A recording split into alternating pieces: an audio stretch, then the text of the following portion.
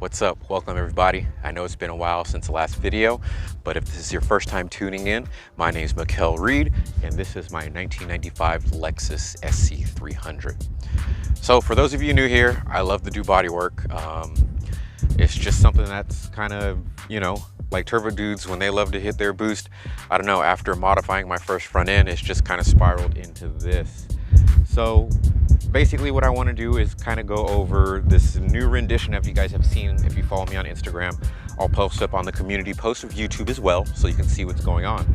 So let's start out with that now that I introduced myself and my car. It is a 95 5-speed with some upgrades, I guess you could say OEM plus. So let's start it with the basic who, what, when, where, why. You know who? Let's go to what. So with the what, we have the REEDSTER kit. REEDSTER is a play on words. So Reed is my last name. Hoshi is my wife's last name, which means star.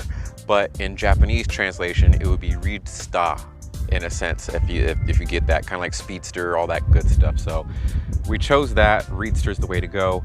Hopefully I can make more body parts later. Who knows if I move away from this chassis later, I don't know. But overall, the goal with this thing was to make something more, I guess you could say, 97 plus.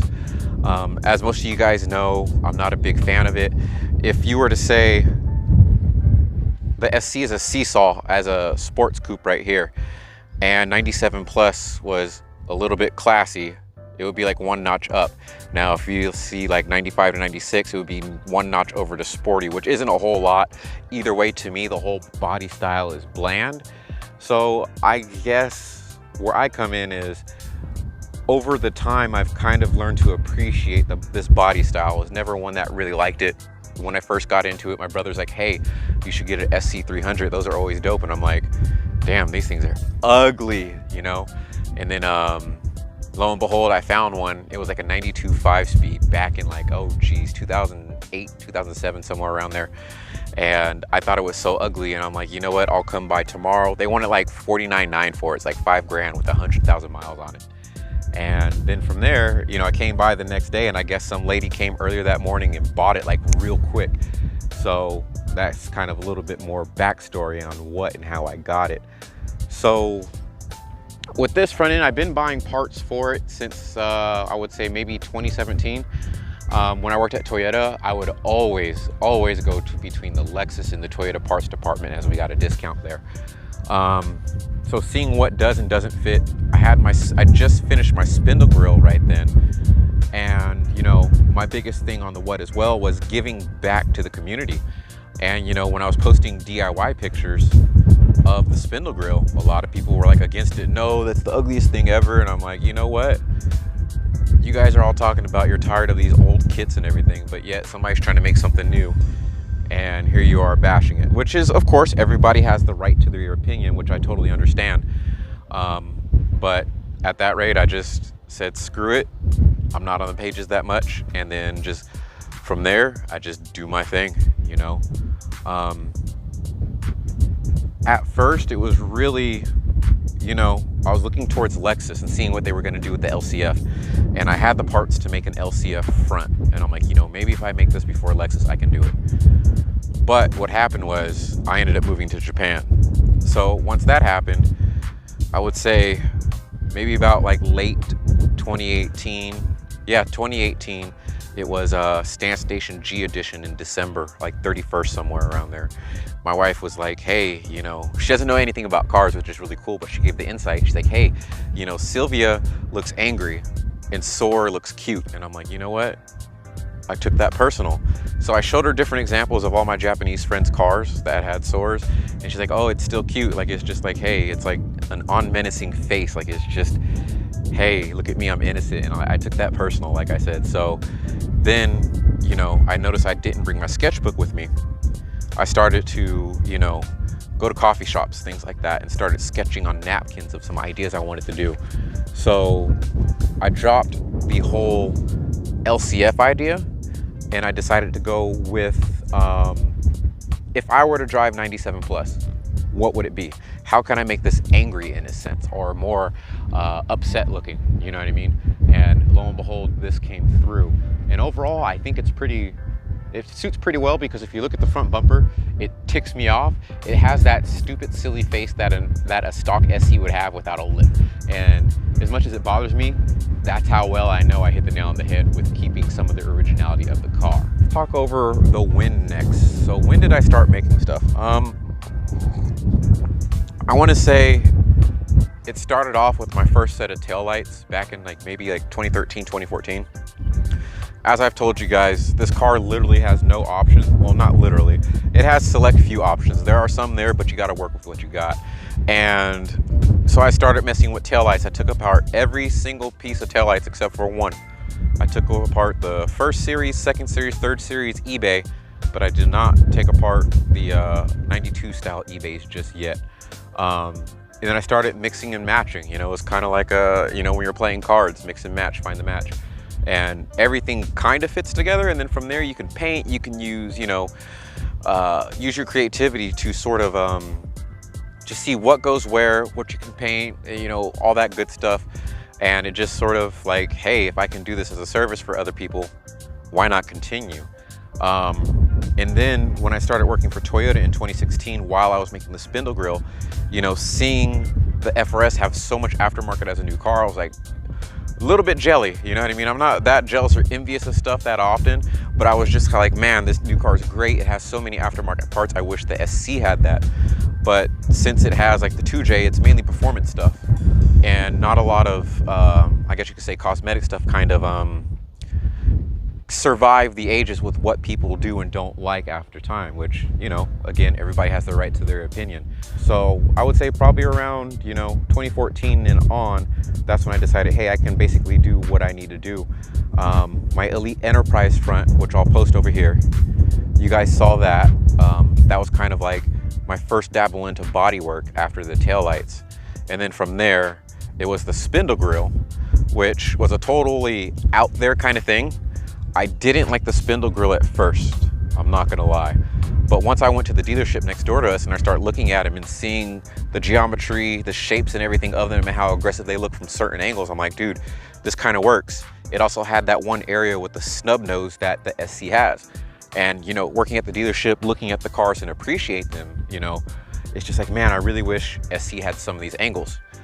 Now, I know you can't translate all those crazy angles into the SC because it's round, it's got a bubble curve, but there's still a lot that you can bring through. So I would say that would probably tie in the win. Mainly like 2016 is when I kind of went a little bit more full force. And then probably around 2018 going to Japan, seeing everything domesticated, just,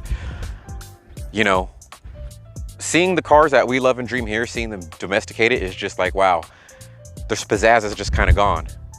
And it's like when I was out there, some people say they're inspired when they go out to Japan.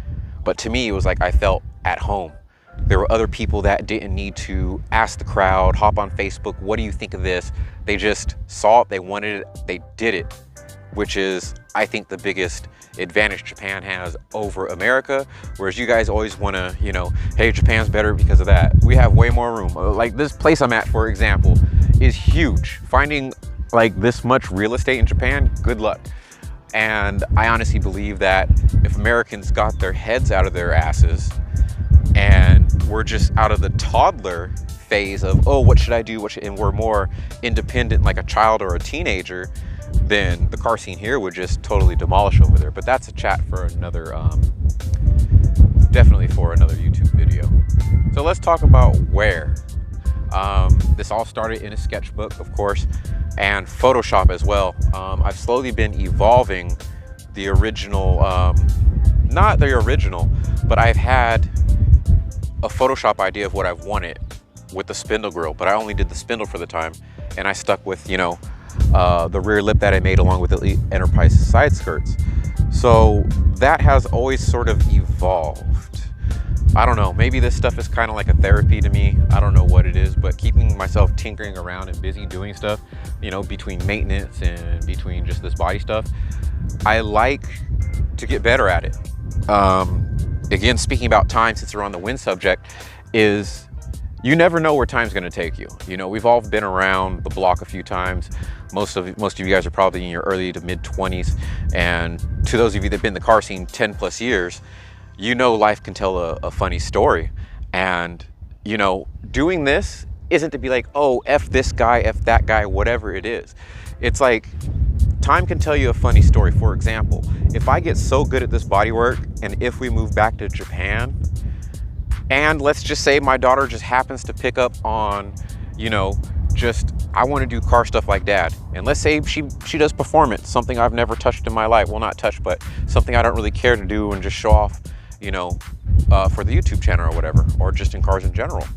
What if she becomes some big drift queen out there and I end up being her body guy that makes her a body kit for whatever new cars out there, or if she picks up, you know, a 90s JDM clapbox out or whatever, or something from 2002, you know, what if she's driving a Verosa and I'm making new Verosa kits for her? Wouldn't that be so awesome? So that's what I find amazing about this time thing, because I think down the line, if you're really passionate about it, then time will reward you in some sort of way or fashion, that like, hey, this is what this all led up to. You know, kind of how like if you practice jujitsu and now you just got a chance to be an MMA fighter or something, and you were prepared for your chance of luck to come together, and it just works, you know. So again, between my living room, this was my first time. I was talking to my buddy, No MSG on Instagram, and you know, he does a lot of work to his Lexus GS, and I'm normally out in the garage, and it was at the point to where I had this together, and on like 2016 with the spindle grill, I didn't have my back issues, so I can fully bend around and go to town on this thing. And he's like, you know, you should work on it inside the house. That way you're not away from your family as much. And I'm like, you know what? You got a good point there. So working on this between the comfort of my garage and inside the living room was a huge plus, man. It just, that way my wife could watch her TV, she knows where I'm at. And if you guys have kids, especially like, you know, newborns to like the age of 2, like I'm dealing with right now, any sort of noise in the garage, like you drop a wrench, it just decides to be a bouncy ball and bounce everywhere. So that's another thing that helped, was keeping the garage noise down, because you know, in the living room, you're just doing whatever you got to do, whether it's zip tie, you know, use epoxy that doesn't smell that bad with the fan on, whatever it is. That is a huge thing. So take advantage of working in your living room if you're not working with huge fumes and all that good stuff. Let's talk on to the why. The why I did this is obvious. Like, this body kit stuff is cool.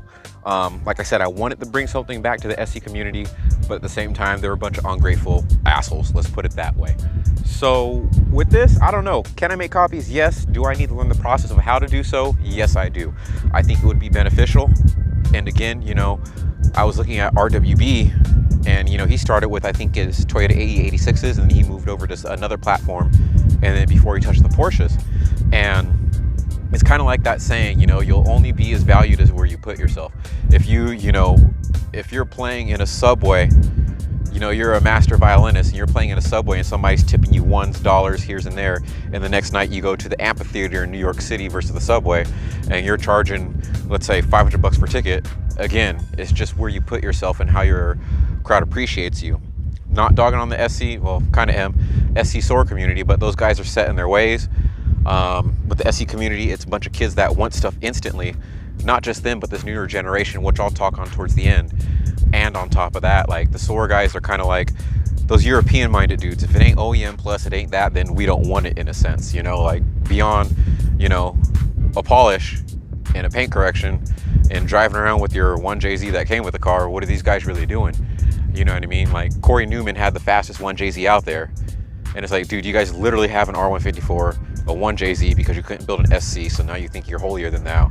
And it's like, bro, like, what's interesting about you? You know, there's a few guys out there that are doing some cool stuff, but again, I don't care if you have an SC or if you have a SOAR, any content towards this platform would be great, and I highly encourage it.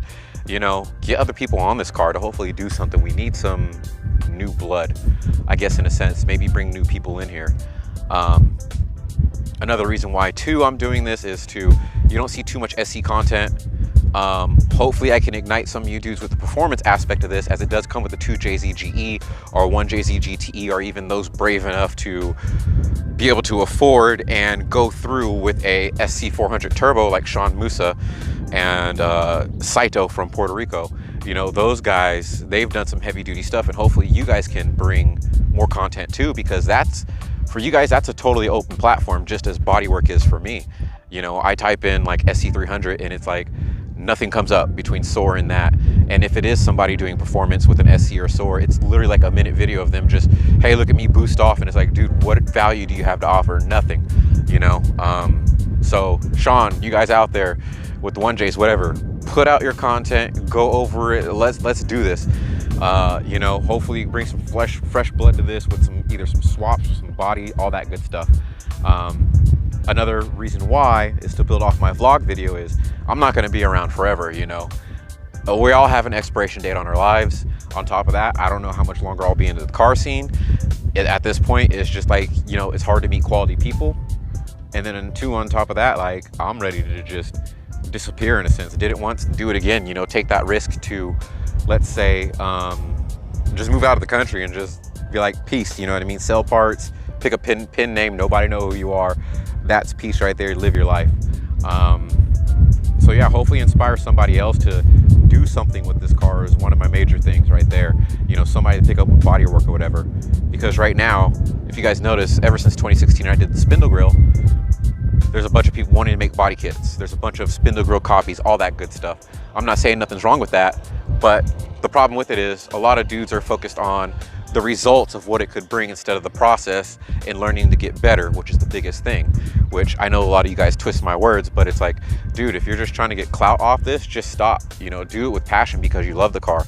That's why there's a bunch of guys in the SOAR and the SC community that really don't mess with the new guys, because you guys really don't love this car to keep it, to take care of it, and to kind of either leverage how clean it can be, how fast it can be, you know, how stanced out sick it could be, just the overall design of it, or enhance that or add on to it. You guys are just give me, you know, and it sucks. And that's what this car's kind of going through right now. 2, 1. Now let's move on to the how. How do you do this? You start off with a sketch. I feel in this day and age, we are so spoiled with everything. I mean, we've got phones. As you can see, I got my stylus here. I've been turning on and turning off my videos per clips. I can draw on my phone. We've got Wacom tablets out there, knockoff Wacom tablets. And, you know, just to build off that, you know, if you guys know me, I used to do graphic design and I used to draw comics and creative writing, you know, probably in the high school to college era around there of my lifetime. And it was like, I always told myself, man, if I had this tablet, I would do this and that. Me and my best friend, you know, we would draw our comics, do this and that. And here it is now. We've got 1,000% extra like utilities, and we're doing like zero, like negative, like 200% of work of drawing that we used to do back in school. You know what I mean? So I would say start it simple. If you don't know how to if you don't know how to draw cars, start off drawing rectangles. And then from there, draw 3D rectangles, and then learn how to draw circles. Boom, okay? If you can't draw a circle, use a stencil. Okay, cool. Once you use your stencils, you'll get good enough to draw it freehand. Real quick circle, use your arm and use your wrist. Never just, you know, draw like that. You wanna use your shoulder into that. And then once you start going into it, you know, hold up, let this truck pass right quick. Once you get comfortable using your shoulders and everything, it comes a lot easier. You pick up techniques and all that good stuff. Find a Facebook forum page, because forums are dead these days. You know, look at YouTube. YouTube University is so strong. I mean, there's people doing body work, show you how to do this and that and everything for a living. Or even if you can watch like Paint Society. I mean, I painted the front and rear like literally days before Toyota Fest on this car. You know, learning the best I could about sanding, learning the best I could about types of paint, what type of clear coat, how smooth do you need to be, the touch, everything. So just get hands on. Now, one of the silliest questions people love to ask is, how hard is it? I know a lot of you guys with your microwavable builds or a microwavable mentality is, hey, let me buy this, it fits, let me put it on, that's it. And that's why you guys crave, I think, creativity and blanket over with your low quality work. And it's just like, you know, you guys are microwavable, as in you pop it in the microwave, you put it in for 2 minutes, you take it out, it's done. This is not that. This is like, you guys are literally microwaving meals. You know, you're a hungry jack or whatever, but then you're mad at the dude over here making steak with mushrooms, sauteed this and that, and it's like, dude, he took the time to cook that and learn that skill, but yet since you put it in a microwave due to convenience, you're mad at this dude over here. Don't be mad at him. A lot of people you guys are mad at are people you should be learning from and making friends with. That's another thing with the newer generation. You guys can't communicate properly with people. It's just like, hey, give me this, give me that. I can show you my DMs. There's this one dude in Florida that was literally bothering me, like harassing me, and told me that I was drama because he would always be texting me. Dude, if you want a set of taillights, I told you the price, pay me, I'll get the parts, I'll make it for you and send it to you. It's that simple. If you're a nobody trying to do something, don't bother somebody that's doing stuff for free. Like, you don't just go to Gordon Ramsay, hey man, let me go ahead and learn a lesson from you for free. It ain't gonna happen. Another thing on the how is, if you guys notice, Vertex, Redox, those guys, they're all friends. You know what I mean? Which these days you guys can't even have your ego's so much in the way to where you can't even make friends with dudes with similar interests these days. It's all about competition, which a dose of competition is great, because you will then, better yourself. But at the same time, there's a saying that says, if you want to go fast, go alone. If you want to go far, go with others. And people are too prideful to say this and that. That's why you see people copying people still in 2022 and talking stuff about the dude that they copied from, but yet you want your car to look like him. That's admiration, if you ask me. But going back to Ueno and them, like reading their stories and everything, that's what really inspired me. Yeah, I would love to be a driver one day, but honestly, the NA2J is as close as it gets to a 2000 GT. I know most of you guys probably don't know what that's like because you claim you're Toyota fans, but yet all you know is JZ GTE swaps, which is pretty much all you guys talk about or want to do. And you make it seem like it's just the Toyota crew is so mud vain, which is why you guys are out here doing the microwavable builds. Now, I'm gonna rant a little bit, so give me a second.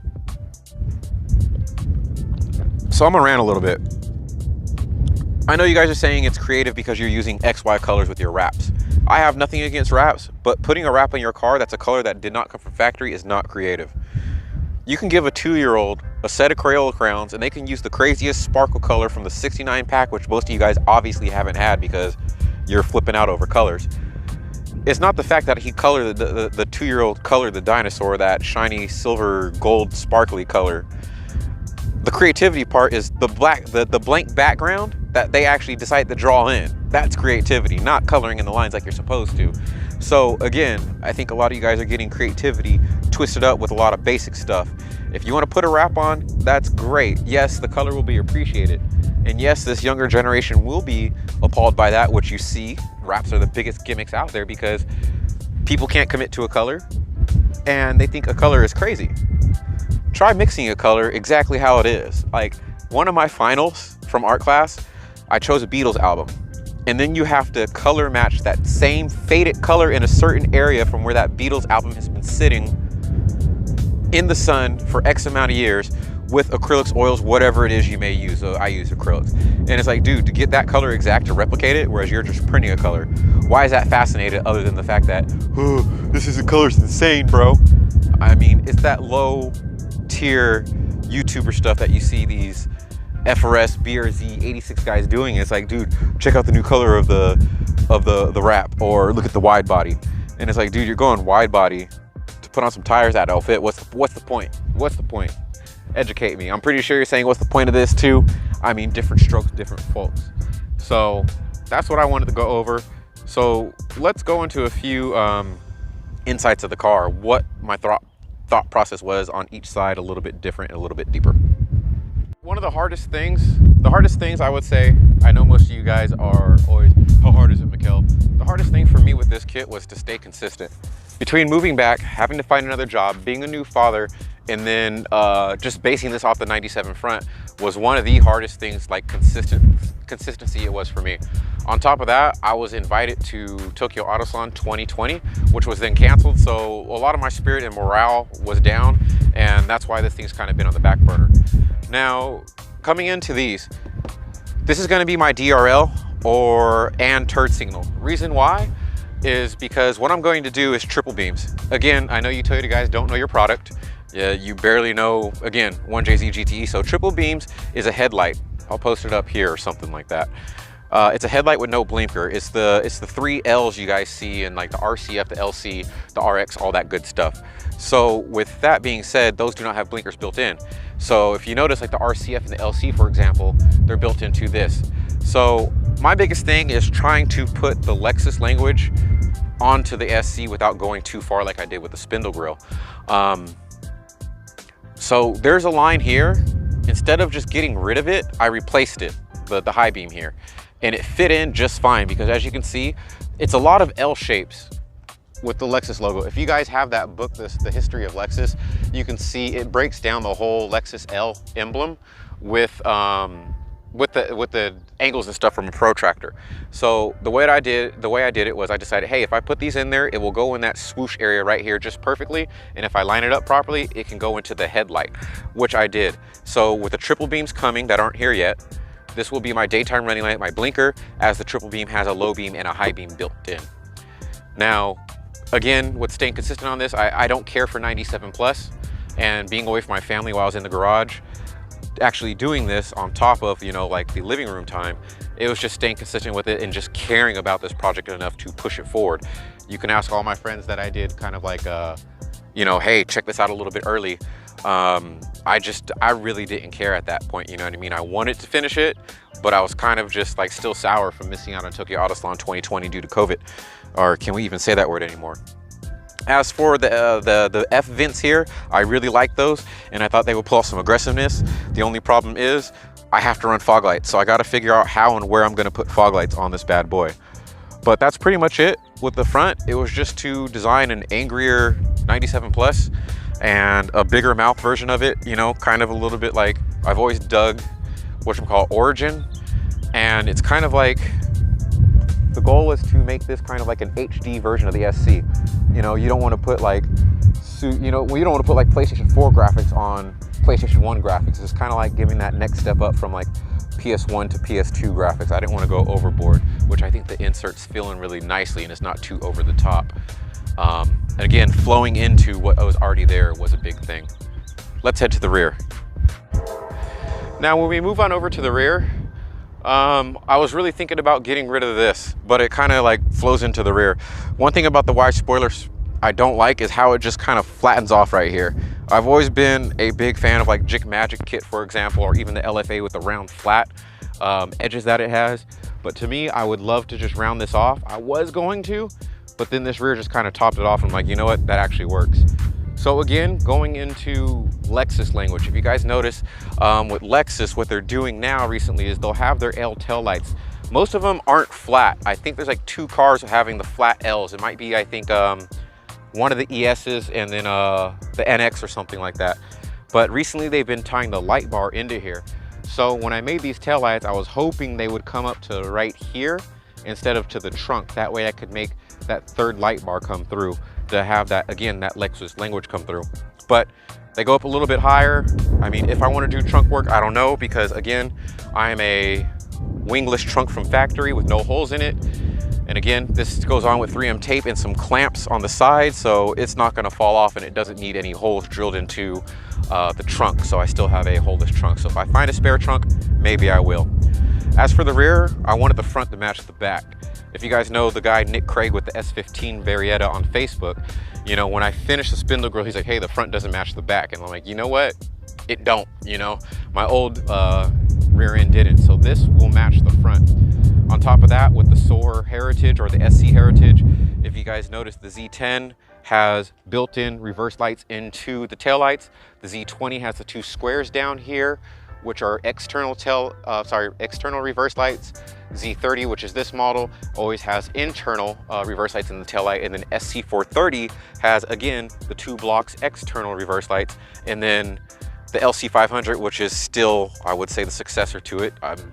Trust me, I've lined parts up and taken photos and examined that car. There's a lot of similarities. You may not agree with me, but the LC is the new SC, period. They just had to change the name due to Top Gear. So that car as well has an external reverse light. So I wanted to get an external reverse light, which is this right here. And with how low this whole thing sits, I'm having issues putting that Rocket Bunny spoiler back on because I think it'll either cover up the lights, or being right there as is under that black piece, it would be too low. So when I'm going outer driveways backwards, it's going to just tear the hell up. It's going to scrape. So I got to figure that out, guys.